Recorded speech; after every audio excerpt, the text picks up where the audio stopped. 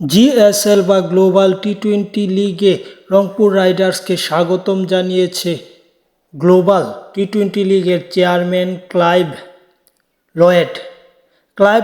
স্বাগতম জানানোর পাশাপাশি আরও বলেন, 2024 সালের চ্যাম্পিয়নদের আবার স্বাগতম জানাতে পেরে আমরা আনন্দিত এবং গর্বিত।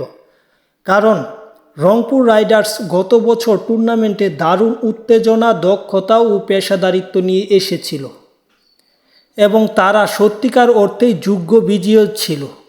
পাশাপাশি তিনি আরও বলেন, আমরা আরও দুঃখিত কারণ বাংলাদেশ থেকে এই দুইটি দল আনলে হয়তো ভালো হতো, কিন্তু বিপিএল চ্যাম্পিয়নদের আমরা এবারও নিতে পারছি না। কারণ এবার বিপিএল চ্যাম্পিয়ন হয়েছে ফরচুন বরিশাল এবং রংপুর রাইডার্স, দুই দলকে নেওয়া সম্ভব নয়, কারণ প্রত্যেক দেশ থেকে একটি করে দল, মোট 5টি দল অংশগ্রহণ করবে। যদিও আইপিএলের দল এবারও অংশগ্রহণ করার কথা বা সুযোগ নেই।